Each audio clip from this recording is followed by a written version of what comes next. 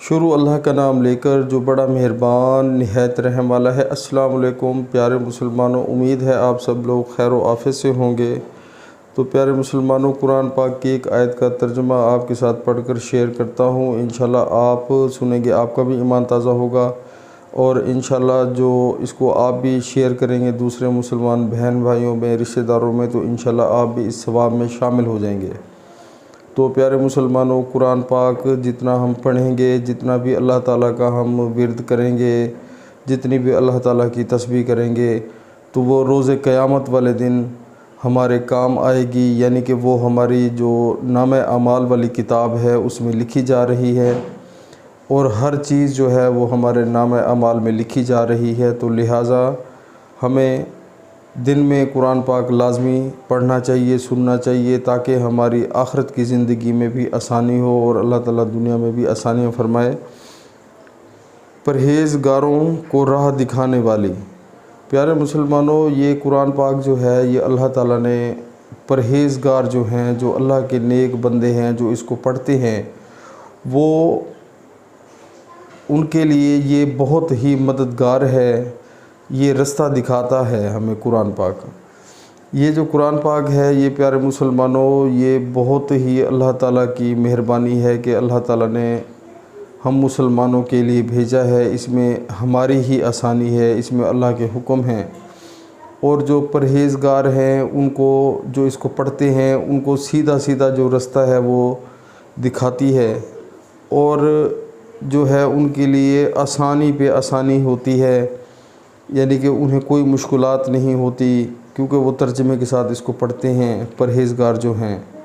تو پیارے مسلمانوں، پرہیزگاری میں سب سے جو پہلا سٹیپ ہے وہ نماز کا ہے۔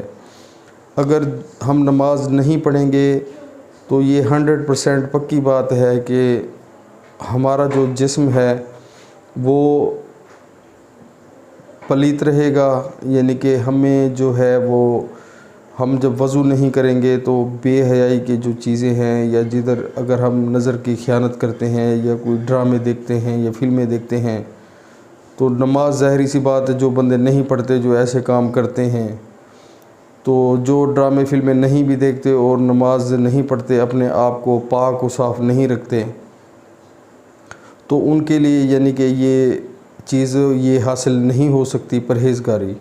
تو پرہیزگاری کا جو پہلا سٹیپ ہے مسلمانوں، وہ نماز ہے، جو نہایت افسوس سے کہنا پڑتا ہے کہ ہم 95% مسلمان جو ہیں وہ نماز سے دور ہو چکے ہیں۔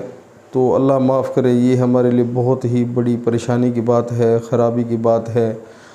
دیکھیں، جو نماز نہیں پڑھے گا پیارے مسلمانوں، تو وہ اپنے ہی نفس کے ساتھ زیادتی کرے گا، تو نقصان کس کا ہوگا؟ یعنی کہ اللہ نے تو حکم دے دیا ہے کہ بھی تم نماز پڑھو، اس کا اجر ملے گا، یعنی کہ اس کا یعنی کہ فرض کر دی گئی ہے، لیکن جو نہیں پڑھے گا تو نقصان کس کا کرے گا؟ نعوذ باللہ، اللہ معاف کرے، اللہ تعالیٰ کو نقصان تو نہیں ہوگا۔ اللہ نے تو حکم دیا ہے، اللہ نے ہمیں بنایا ہے، اس لیے بنایا ہے کہ ہم نے دنیا داری بھی کرنی ہے اور اللہ کی عبادت بھی کرنی ہے، لیکن افسوس، صد افسوس کہنا پڑتا ہے افسوس سے، کہ یہ جو ہے ہم 95% جو ہے نماز سے دور ہو چکے ہیں۔ ہم انگریزوں کو، ہندوؤں کو فالو کرتے ہیں، اور جو ہے ہم اپنے پیارے نبی کو صلی اللہ علیہ وآلہ وسلم کو اور قرآن پاک کو فالو نہیں کرتے۔